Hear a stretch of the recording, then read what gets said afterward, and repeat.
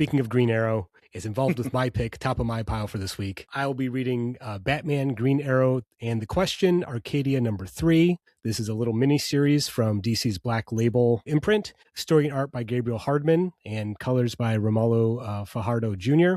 And the story kind of follows Bruce Wayne as he starts a tenuous friendship with a billionaire who has some utopian goals and visions in mind. He's a climate activist, and his project he's working on is Arcadia, which is going to be this giant ocean sailing city that's going to be weatherproof so people can live there. And it's being constructed off the coast of Greenland. Meanwhile, The Question, and this is the original Question, Vic Sage, for the story. I think it's kind of set in an alternate universe. And the Green Arrow, they team up and they're kind to do some clandestine investigation of who's actually funding Arcadia.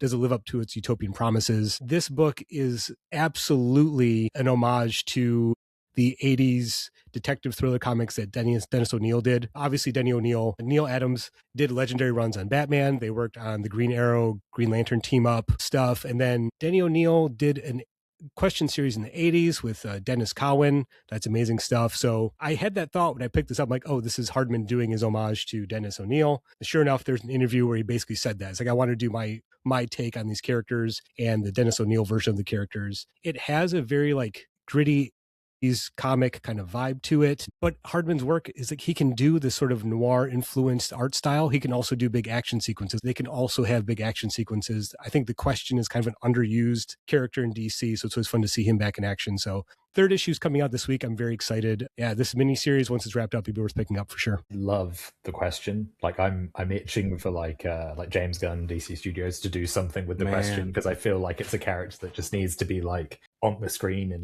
the weirdest, most interesting way.